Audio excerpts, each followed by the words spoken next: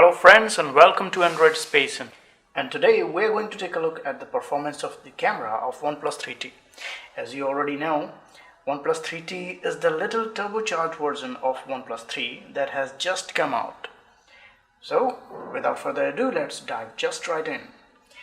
This is a very simple interface, nearly a stock Android experience. As you already know that OnePlus has never been keen on applying too much skin. Still, we are using Oxygen OS from OnePlus. Now let's take a look at the interface of the camera. First of all, this comes with front-facing 16 megapixel camera and 16 megapixel back camera with LED flash and a sapphire coating that will protect your camera from accidental scratches and things. As you can see that I've applied this armor case on this OnePlus 3T because I'm pretty sure I'm going to still make some scratches on this camera. So let's start with the interface of camera. Here, now let's get rid of this OnePlus 3T logo. This is one of the cleanest looking interface that I've come across in a long while. But on the other hand, it doesn't house as many features as you might think, but all the necessary ones are there. For example, let's start with the left corner here. You can actually see this is HDR, high dynamic range, and that is high quality, and that one is the flash. So everything that you would need in a camera is still present here. Now let's take a look at the video modes that you have. Now from starting, you can have a time-lapse. Time-lapse work really nice if you want to just casually record some traffic. After that, you have some slow motion, and slow motion is not up to the mark like the DSLR ones, but it is quite amusing.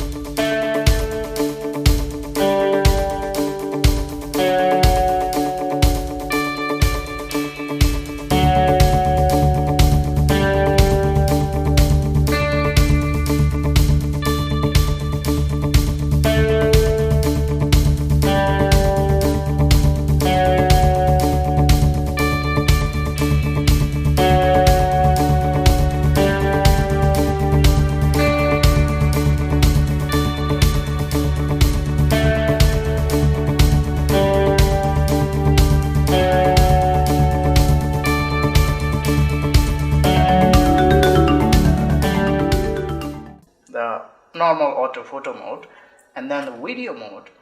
And if you feel lucky enough or confident enough, there's a manual mode for you too. You can adjust the aperture, the shutter speed to get that bokeh effect that you want. But let me tell you that the bokeh effect is not going to be as strong as the actual DSLR. Or better yet, if you are comparing this effect with Samsung Galaxy S7 and iPhone 7, then you might be a little displeased with your purchase. But keep that aside, that bokeh effect is sometimes too much to just pay attention to. Apart from that, now we have a panorama mode, which stitches the images as you go along, and it does a remarkable job in that. You can already see that it has dots.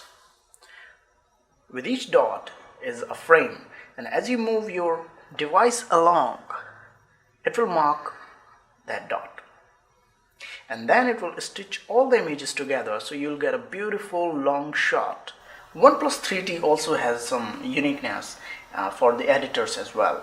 You can actually save raw format of all images, but mind you, the raw image takes quite a lot of space. So if you are not willing to sacrifice the space for just editing, then you should not turn it on. By default, it is turned off. If you want to save the original quality of the images, you can just turn it on, save raw image, and you will get the finest quality of images without losing any data. That data can be used in some photo editing softwares like Photoshop. The HDR and HQ means the high dynamic range and high quality modes do not offer a lot in terms of what they say. Personally, I feel it's a little bit of gimmicky. Let me just turn it on. This is the HDR mode. Yes, let me put a small subject there. And we are going to focus by tapping on it, and then we're going to click picture. I know that it is not going to be a lot clear in the video, but I'm also going to upload these on my website, releasedateportal.com, and there you can see the full image. I'm not going to compress it, I'm just going to upload it, so you'll get a full view of what these images look like. Personally, it has captured all the details it was supposed to, and yeah, it looks good. So now let's go with the HQ, the high quality mode, and as you can see, you can only turn one of these modes. So HDR has turned itself off, and now we're going to capture this photo again. Alright, and let's take a look at that as well. So this was made with HQ turned on, and this was with HQ turned off, or HDR turned on. I think that both of those shots were quite nice, quite detailed, and actually look very well. The thing is that I have just put this headphone behind it to get the feel of the bokeh effect that I was talking earlier. It is somewhat there. As you can see, the Sony logo has not appeared as clearly as the cup itself.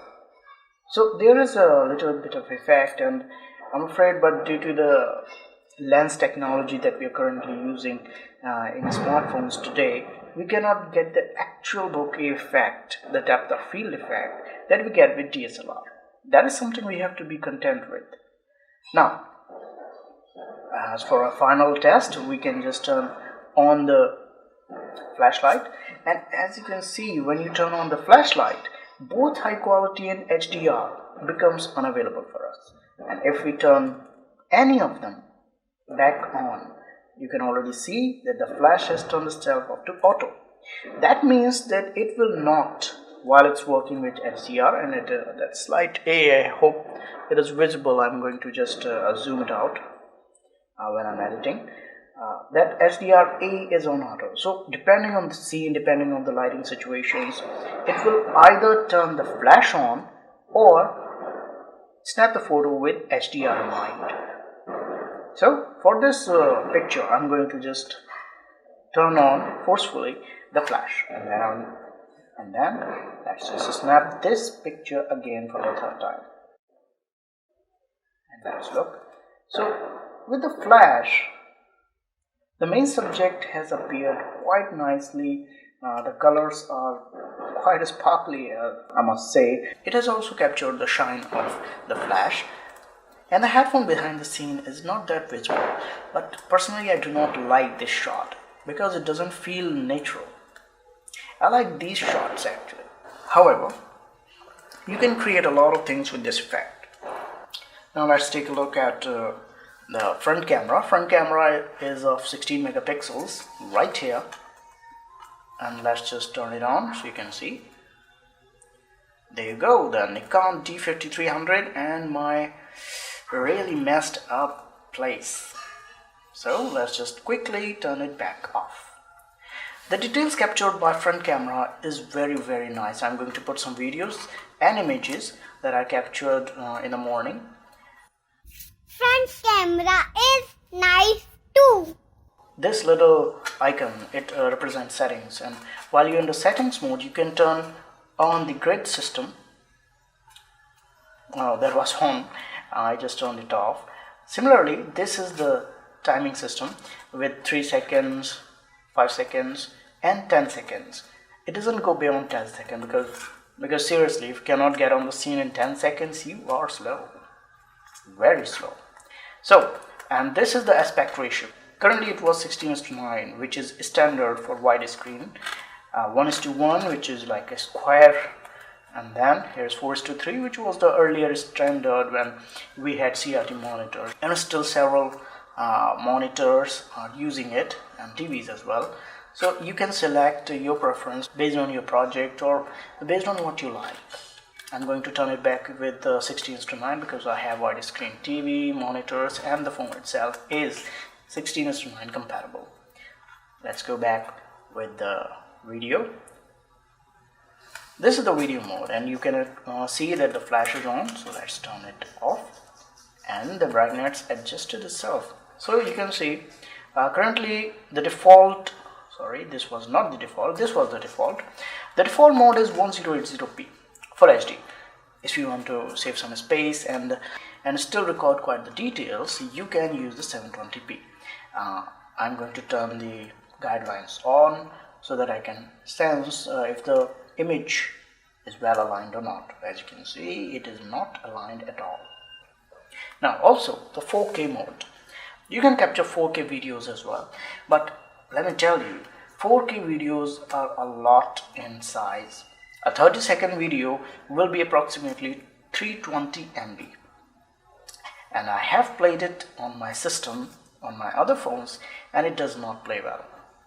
I could only play it on this phone and on one of my quad-core systems. So yeah, you need power to drive those videos, and if you do not have 4K TV at your home, it is just not worth it. It takes a lot of space.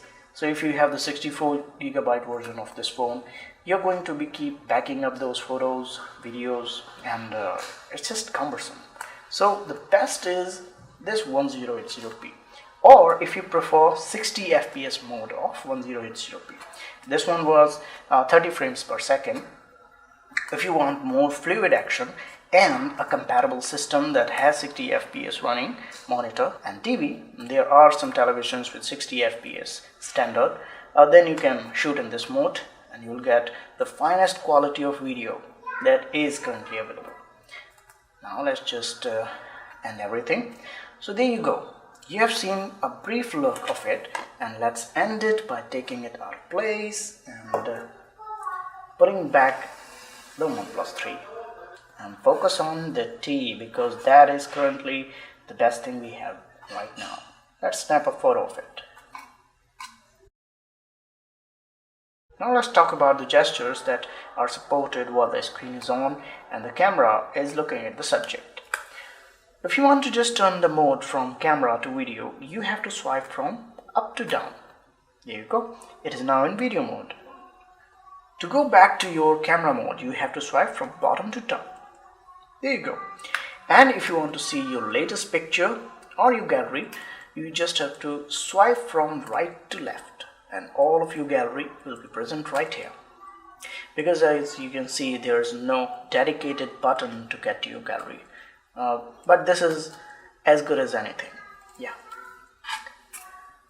There's no gesture from left to right. You just open the drawer that you can open from this button as well. But if you're thinking just like this situation right here, that the button is a little to the left corner and I still want to use it, I can just swipe it from this very place as well, and then I can select whatever mode I want to choose and start shooting my videos or taking snaps. The camera of OnePlus 3T is really very nice. It captures enough details to make you feel that you have not wasted your money, and it is also able to do a little bit of bokeh effect that many people complain too much with new smartphones, with flagship devices as well. So for nearly $250 less, or in Indian currency 20,000 rupees less, you're getting a wonderful phone that has top of the line specs with great performance, and the camera is definitely in the line with the greatest smartphones currently running in the market. It may not be the best out there, but it is heading at a very great pace and is doing quite well. So I hope you liked this video, and if you did, please give a like and a thumbs up, and please do share this video with your other buddies who want to know more about how the camera performs OnePlus 3T. If you didn't like it, I can accept. I don't have a choice but to accept your thumbs down, and please do subscribe to this channel to see more videos better than this. Thank you very much for watching this till the end. Take care.